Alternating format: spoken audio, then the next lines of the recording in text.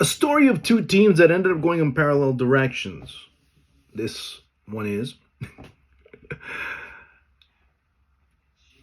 in 2021, the beginning of 2021, we're still kind of in the middle of the pandemic, a lot of uncertainty. We're kind of starting to see the way out. And the final of the Libertadores ends up being Palmeiras and Santos. One of the more, I guess you could say, tedious to a certain extent finals. But you can also say it's one of the more exciting finishes in Libertadores history, as Palmeiras were able to win their second Libertadores, and Abel Ferreira was establishing himself as a top coach. At the same time, more or less, it was already seen that Leila Pereira ends up being the president of Palmeiras, and they establish themselves as a team that wants change, a team that when Pereira comes in, it's still Vanderlei Luxemburgo taking over, being the main man. He is able to establish a lot of interesting things at the youth level. Now, that doesn't really translate into what he was able to do with the senior side, because the first team for Palmeiras was struggling. It was a team that couldn't find its way. It was a team that didn't know really which way was north. He leaves and Abel Ferreira comes in. Ferreira comes in, and slowly but surely, he starts to find the way. He starts to find the way around a team that slowly and gradually ends up consolidating itself, winning the first Libertadores, facing a Santos side that had some very interesting talents, that showed a great deal of potential, that had one of the big storylines that ended up being created was still Neymar, despite having been gone well over 7 years at that point, 8 years, I believe, if I'm not mistaken, if I'm doing my math correctly. And the sequels and the consequences of Neymar leaving, and the monies that were owed and not owed, and the financials behind that, and all of the other things that ended up developing and not developing, and everything else that ends up being the drama at Santos, sees a team that's mismanaged on the other end, finding ways to make mistakes, finding ways to get in debt, finding ways to lose money and make poor investments and make poor purchases, and start to purchase without money, and start owing money. And of course, you kind of get the drift as to what I'm saying, correct? You end up seeing a team on one direction end up going gradually down. And after that Libertadores, Santos wasn't the same. There was a lot of restrictions in terms of transfers. There was a lot of restrictions in terms of what they could do and who they could buy and what they could buy in terms of the transfer market. And of course, the purchases really weren't players that you end up finding names of high profile.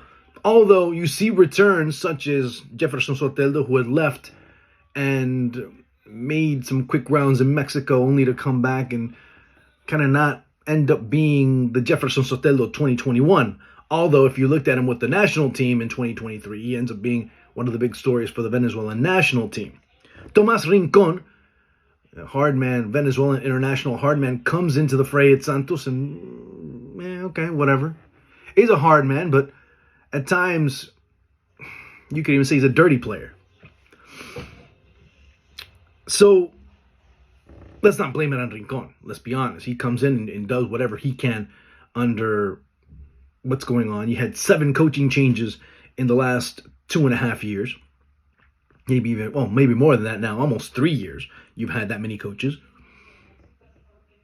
Young players that are sent in, young players that leave, young players that end up leaving for a rather good amount of a chunk of change, and then all of a sudden the money disappears.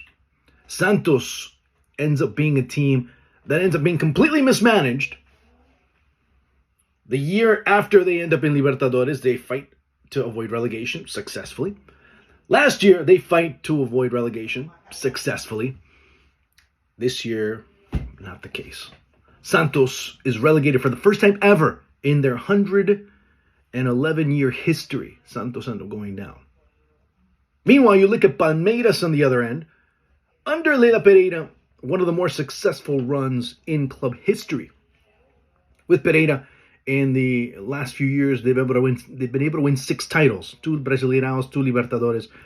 Of course, you end up seeing, even she was bragging about it after the game against Cruzeiro over at the Mineirão, when they end up winning the league title for the 12th time in their history.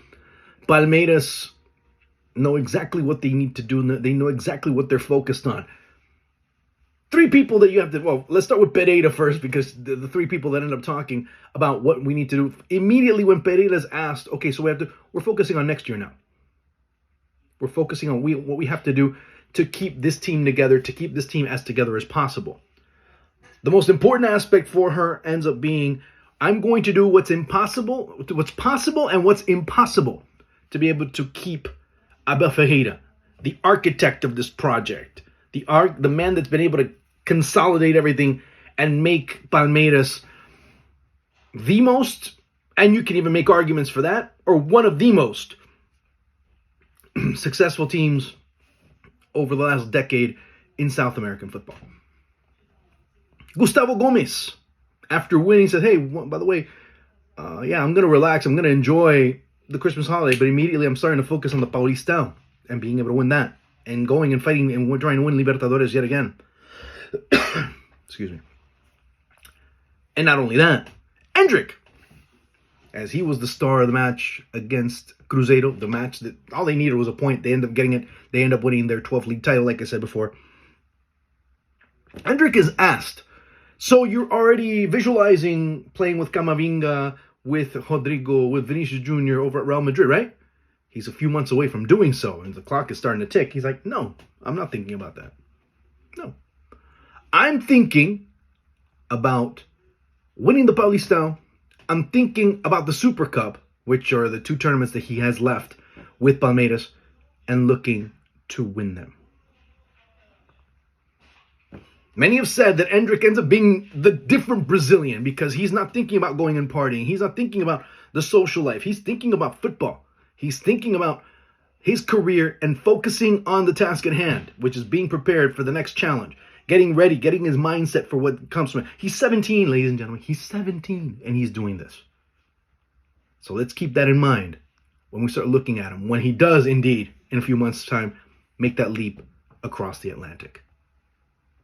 Well, you know the drill, guys. Subscribe, like, let me know what you think.